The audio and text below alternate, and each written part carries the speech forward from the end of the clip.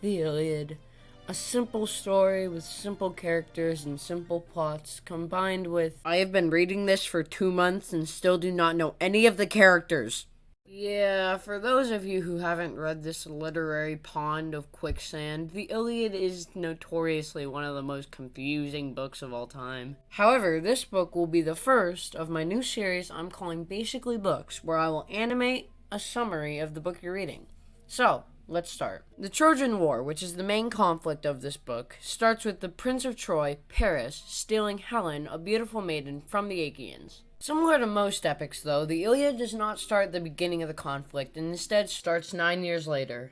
In the beginning of the Iliad, 2 soldiers of the Achaeans, Agamemnon,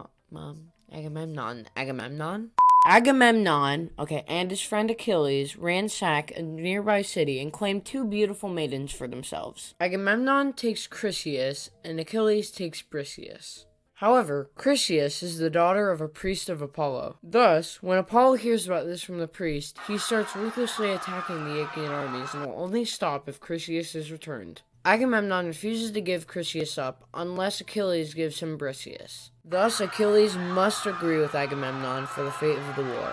With a new plan, Achilles prays to his mother Thetis, a minor goddess, that she would ask Zeus to allow the Achaeans to be beaten just enough so that they would realize how much they really need Achilles. Zeus agrees. Quick note here, Achilles earlier on was fated to either die a short but glorious death or a long but obscure one. Thus, Zeus tells Agamemnon to attack Troy. Melanus, who is Helen's husband, and Paris duel to end the war.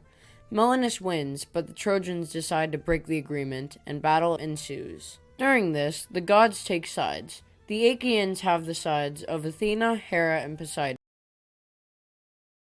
No, the relapses. They're back, it's all back. Anyways, Apollo, Aphrodite, and Ares side with the Trojans. However, Zeus forbids the other gods to interfere after too much chaos is caused. In the midst of battle, the Achaeans send for Achilles to help them fight. However, his friend Patroclus takes his place instead, as Achilles refuses to fight. Patroclus dons Achilles' armor and rides into battle. However, during the battle, Zeus allows Apollo to knock Patroclus off of his horse. Paris' brother Hector finds Patroclus, and thinking it is Achilles, he kills him. Achilles is in anguish, and makes up with Agamemnon and rejoins the battle. Thetis gets Hephaestus, the god of blacksmiths, to make him superhuman armor. Achilles then launches into battle, slaughtering tons and tons of Trojans. Terrified, the Trojans retreat inside the walls, while Achilles waits outside. Hector also refuses to leave. Achilles chases him around the walls 3 times, before Athena tricks Hector into stopping and faces Achilles. Why would you? I lied. Achilles and Hector have an epic duel, which spans for many... Well, actually, no. Hector is just stabbed in the one opening in his armor. With his last breaths, Hector begs Achilles to return his body to his kingdom.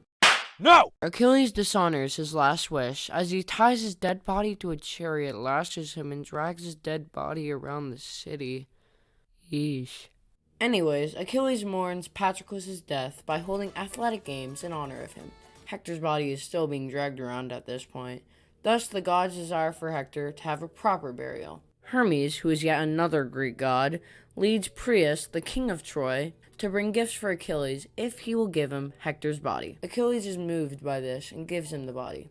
A temporary truce is settled for the war as Hector gets a proper burial and is sent to Hades. And so ends our wonderful story. By the way, Achilles' death and the Trojan horse are not mentioned in this book, surprisingly. It ends right before the war ends.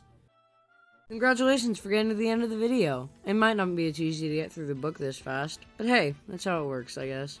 I also want to thank my English teacher, Mr. Gregg, for making me read that Leviathan of a book and making this video. It was really fun to do.